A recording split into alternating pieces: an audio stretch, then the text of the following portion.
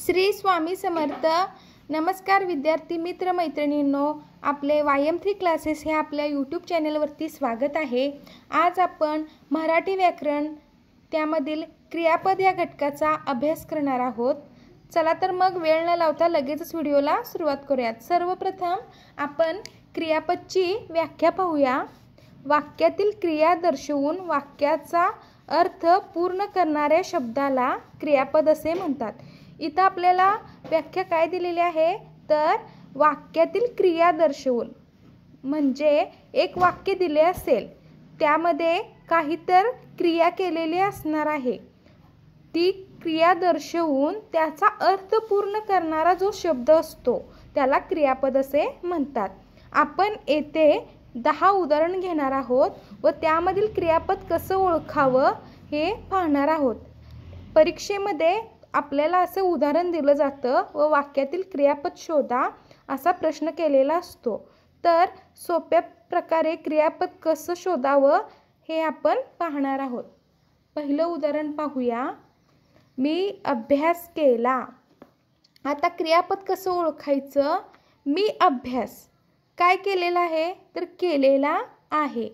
फक्त मी अभ्यास याच्यावरून क्रिया पूर्ण झालेली आहे का तर नाही।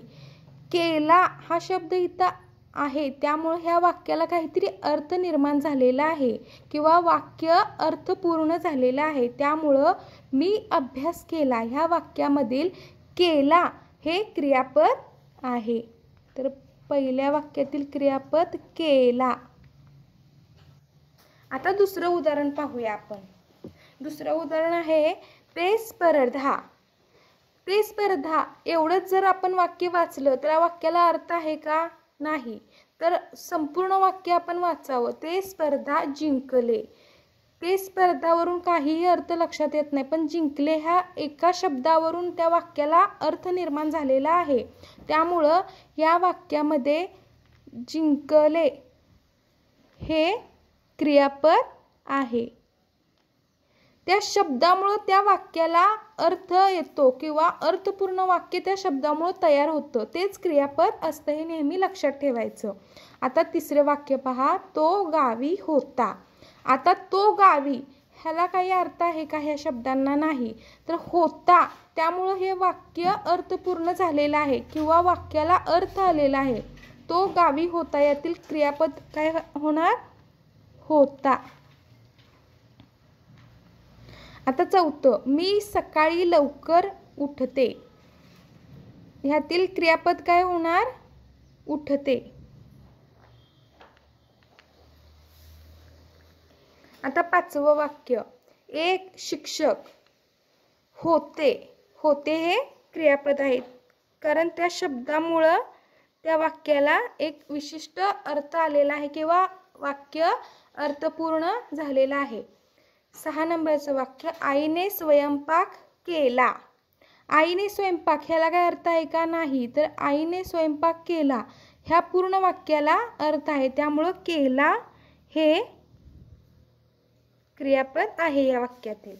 आता 7 नंबरचं, तो नेहमी काय करतो तर हसतो। हसतो हे क्रियापद आहे। त्या हसतो या शब्दामुळे त्या वाक्याची क्रिया झालेली आहे किंवा अर्थ पूर्ण झालेला आहे। तो लवकर, 8वं वाक्य, तो लवकर शाळेत आला। ह्यामधील आला हे काय आहे तर क्रियापद आहे। आता 9वं, मी गावी काय करेन तर जाईन। जाईन हे काय झालं? क्रियापद। आता शेवटचं वाक्य, तिने पत्र काय केलं तर लिहिले। तर लिहिले हे काय झालं? क्रियापद।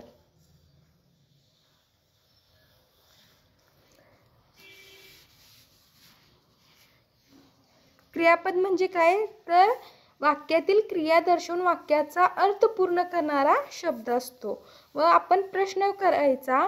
आता उदाहरण वाचायचं आपण एक्झाम मधलं। मी अभ्यास काय केलंय तर केलेला आहे, ही क्रिया आहे। करणे ही क्रिया आहे किंवा केला ही क्रिया आहे, त्यामुळे क्रियापद केला असं होईल। अशा प्रकारे विद्यार्थी मित्रांनो, आज आपण मराठी व्याकरण यामधील क्रियापद ह्या घटकाचा अभ्यास केलेला आहे। आपल्याला जर व्हिडिओ आवडला असेल तर आपल्या व्हिडिओला लाईक करा, आपल्या YM3 क्लासेस ह्या यूट्यूब चॅनेलला सबस्क्राईब करा, नोटिफिकेशन बेल प्रेस करून ऑल ह्या बटनावरती क्लिक करा। थँक्यू।